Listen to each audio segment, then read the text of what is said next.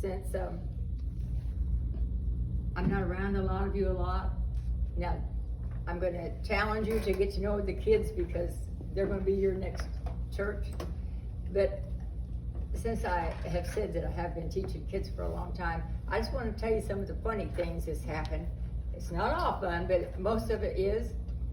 We've talked about kids that have come through our division over the years, and they're grown, have their own families now. It's so great to see how their lives turn out. And I know when one of my granddaughters graduated from high school, the preacher that was bringing the message that night said, now I just want to ask you guys something. Just think about this. Where will you be 10 years from now? And I never forgot that. I'm thinking, you know what? When kids get out of high school, that's where we drop them a lot of times. Churches don't have a big class for college career people, and it kind of goes their own way until they start having a family, and hopefully they'll come back to church and bring their family. I think most of them do, but I thought that how funny. But I just want to tell you some of the things that some of you have had kids that have come through my class over the years, and some of the funny things that's happened. Daniel Tiller, for instance, when he was a little boy, I don't know if you know Karen Tiller, but her little boy was hyper as you can be. And I'd have to drag him out from under the table, off the table, and to let them vent their energy after class.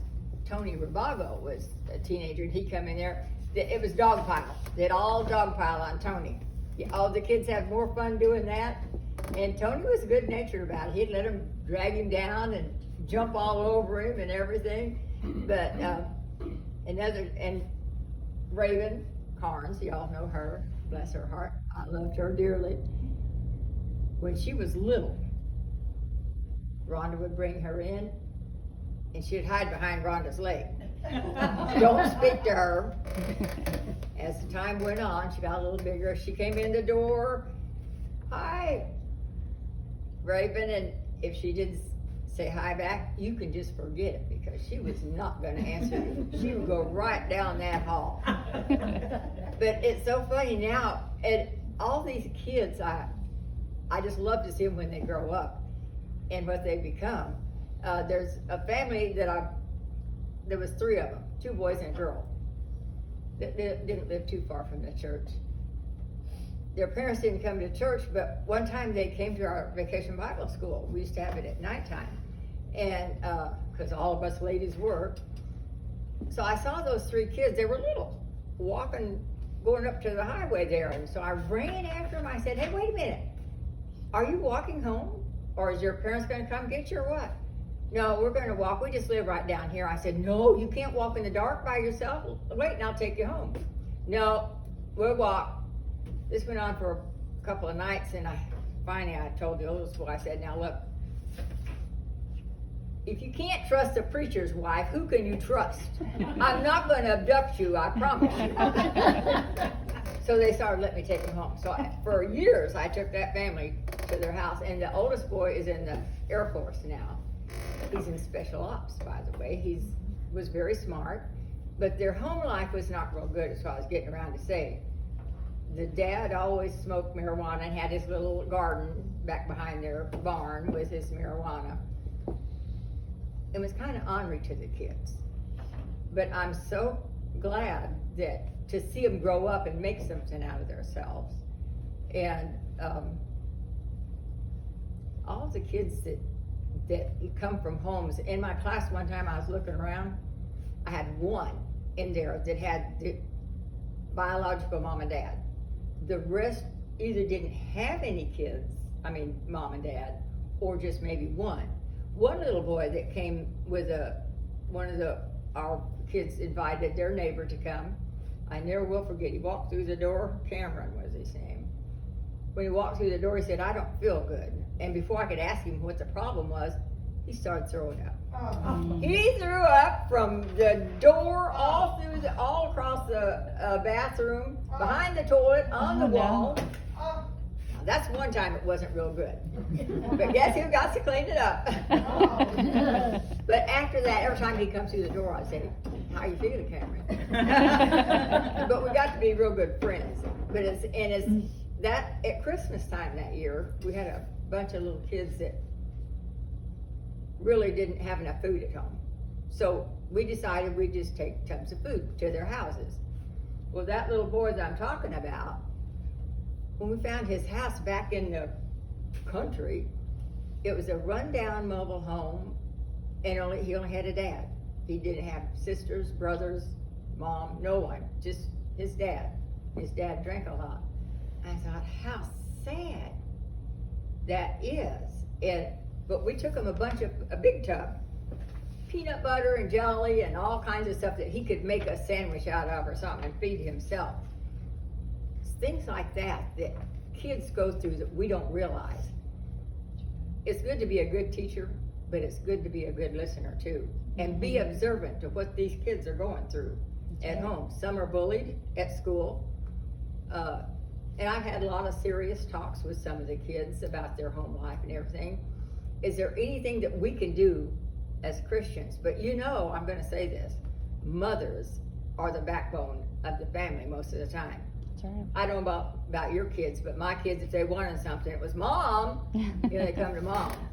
And not that Black was always working, So moms have a great influence on their children.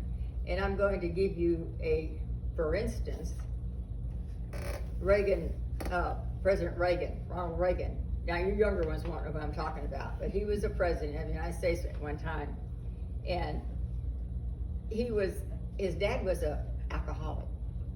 But his mom was a God-fearing person and raised him right. And Ronald Reagan was a God-fearing man. But he was a good athlete in school. He was president of his class. And they played in plays at school. He was an actor in younger life. And even when he was an actor, he was trying to clean up communism in Hollywood. Now that's when I was young, and I'm thinking, communism in Hollywood? But still today we have a lot of that. But I thought how outstanding that godly mother in his home had an influence on him that he shaped his life to be who he was. You can figure out Stanley, this preacher, big preacher on TV. His dad, he wasn't around when he was growing up, but look at what he turned out to be. All these things. But if you have a godly mother in the home, most of the time, you have a big influence on those kids' lives, whether you realize it or not, when they get out in the world. And we were talking earlier about our dress code today, and it's amazing how far we have slipped as far as our dress codes go.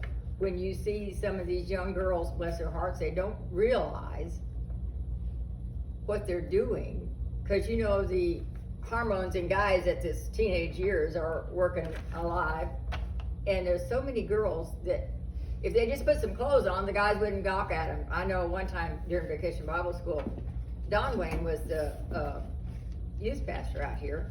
We had a bunch of kids that year. He come over to me and he said, "Say, can I ask a favor of you?" And I said, "Sure, what?" "That girl over there, would you go over and ask her to button her blouse?" Said, "All the guys are making fun of her. She was big busted."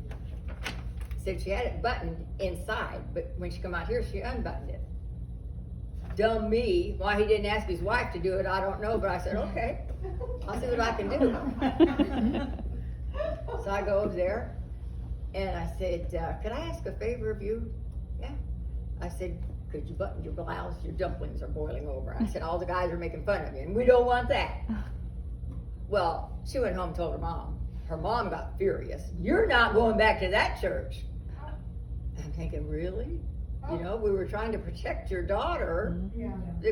Guys are going to make comments and everything. Well, it's the wrong thing to do. And it's just things like that we've got to be aware of and change some of the things. But as I go on over the years, the kids coming through our Craig Carnes, when he came through, he was about, first time he was there, came in, he's about 3 years old, I guess. And we were playing some kind of game in children's church that day. We had to throw the thing through the hoops and everything. He got up there and threw it so hard, I thought it was almost knocked a hole in the wall. I looked at him and I said, "How old are you?" But he was, it's like they were talking earlier, he was very smart. But I'm going to go on and say that our world is changing, and it's up to grandmothers, aunts, whoever is an influence on young children to please be present. Now, I can remember going to what was called, in my day it was called PTA, Parent Teacher Association, for your kids. I went to the meetings. I wanted to know what was going on. Of course, it was calm then. And one time my two older kids went to Dieball school. And back then, it was not too long after integration, and they had a big knockdown drag out at Dieball school. So somebody told me, "Hey, they're having a big war down there at the school. You might want to go get your kids." So I jumped in my car and go down there. I got my daughter in the car. And then I said, where's Tim, my oldest boy? He's back there by the ag building. So I get out and go back there. I walked around, and here was kids of color over here, white kids over here. They had bats, chains, everything. I looked at that and I'm thinking, is this a high school? So I walked over to Tim. I said, "Tim, follow me to the car." "You, what are you doing here?" "You, no, I'm not going." I said, "Tim, you are going." So I get him in the car, and I don't know if any of you know the Lindermans or not. You do. Dennis Linderman come by. He was a friend of my oldest son, cowboy type, really good guy. He come by. "Tim, are you going home, you coward?" So, needless to say, he got out of the car, and I'm thinking, do I sit here and let him go and get his head bashed in, or do I go home like a good mother and just showed up? Well, I went home and left him, and everything turned out okay, but they had a 4-day sit-out out there. I'm getting around to say they had a parent, teacher, whatever meeting in the library at Dieball. It wasn't very big. Well, somehow I got pushed to the back of the room. Blackie was working. So I said, "I've got to go see what's going on." So I'm looking around, and this huge man of color was standing in front of me with a chain around his neck. And I'm thinking, oh, this is not good. This parent's going to get in a fight? Here I am in the back of the room. How am I going to get out? But it all turned out okay. But let's get on to something on your religion thing. That's enough about kids. The one that stands out in my mind mostly is Mary, the mother of Jesus. I think about what she went through to watch her son be tortured like he was and not say anything. She wasn't able to help him or anything. And I'm thinking, what if that was somebody torturing my son when my son's like that? Could I have kept my mouth shut? Well, I know the answer to that, but they'd probably kill me too. But I mean, there's times when if you can't help,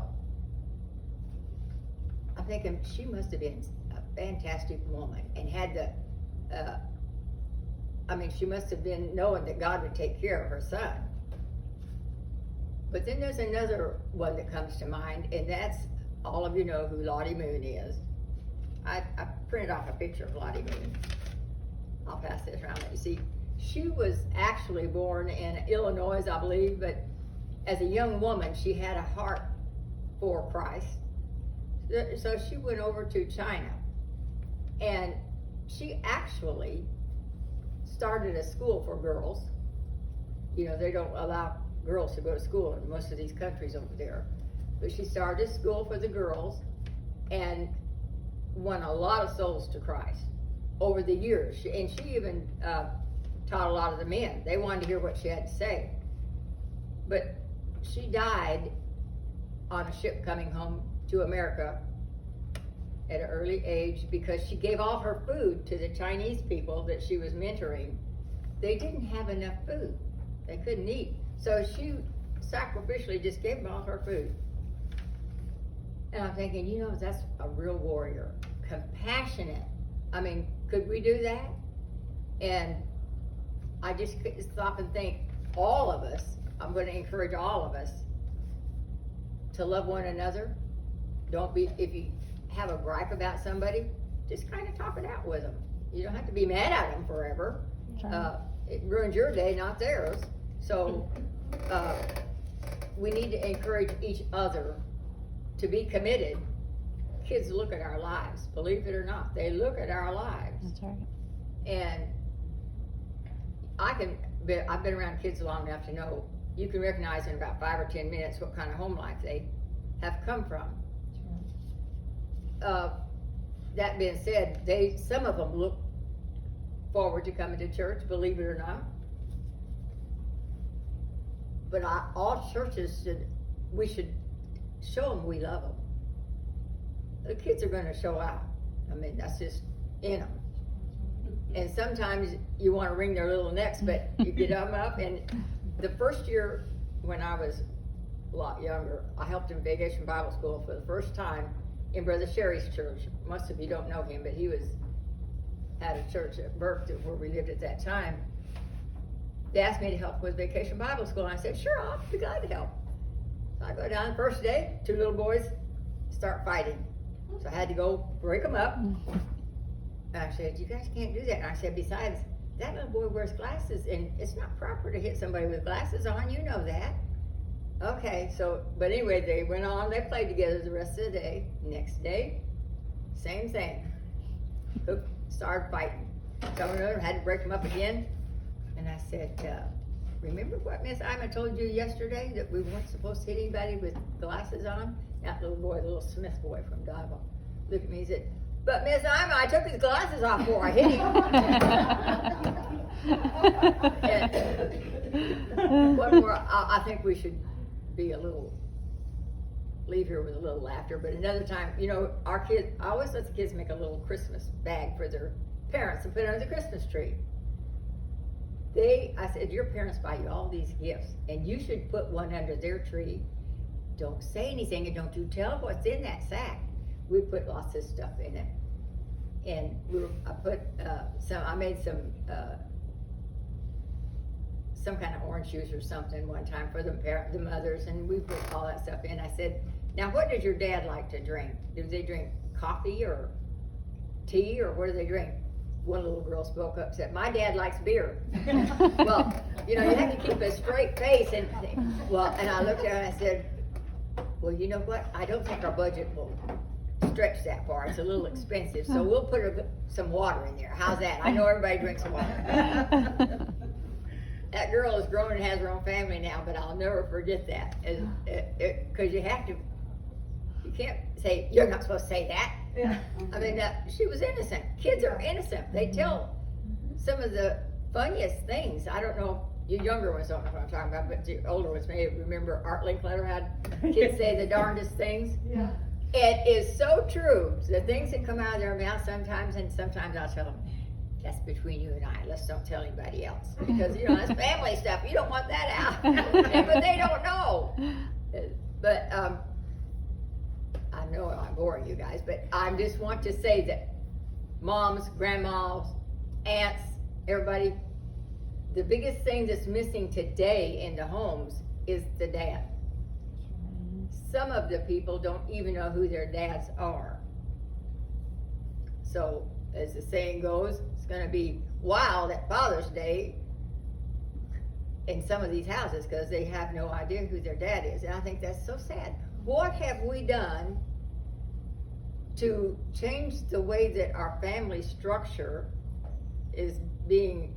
Mothers have to go get a job, and they come home, they're tired, sometimes they're grumpy, you know, but we've gotten to have letting them entertain themselves on their games or TV or whatever. But the interactions, now when I grew up, I don't know about you guys, but Monopoly was a big thing. My dad loved Monopoly, and so we'd all get on the dining room table and play Monopoly for hours. You can go on for hours on that thing. But they don't do that anymore. Families, and I try and make fun for the kids, when my grandkids, when they come over, play games, and we hide stuff they like to go find it and all that. So, but I'll wind down and say that I appreciate being here with you. I hope I haven't bored you, but I want to encourage all of us women, whether it's your kid, your grandkid, or who, love these little kids and your fellow Christians. Amen. Don't gossip about them. If they did something you don't like, well, too bad. You know, we can get over it. That's right. But we don't have to go tell somebody else about it. Go to that person and say, hey, wait a minute, you hurt my feelings.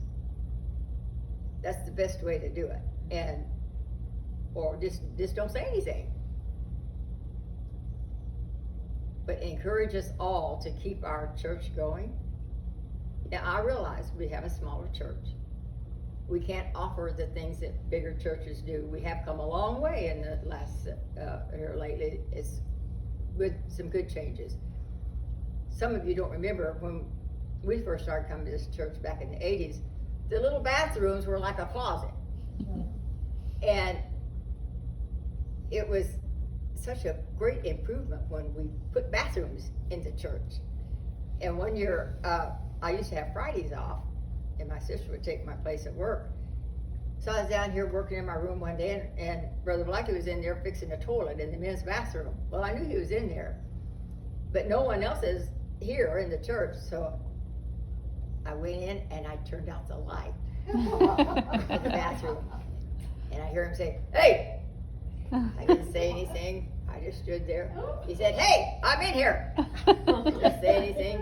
So he come out, he had that fish rare back, and I said, hey, it's me! Another time I was down here working during the day, and I was putting something on the bulletin board out there. All of a sudden the toilet flushed. And I'm thinking, wait a minute, I'm the only one here. Who's in that bathroom? I'm thinking. So I stood there a minute. I think I heard things. I'll just ignore it. So I kept on working. Pretty soon I heard it flush again. I went out the door. Later I found out from Elaine, that was the secretary, and she said, no, that toilet does that every now and then, flushes on its own. Well, it scared me to death. My feet couldn't get out of here fast enough. So, that all being said, I hope you enjoyed I think it was really nice of Ashley to put this together. You know, they have men's breakfast all the time. We've never had a woman's brunch or breakfast or anything. And I think this is great, and I hope that you all enjoyed it, and thank you for all bringing all the food. Yes. And I'll see you in church tomorrow. Yes, ma'am.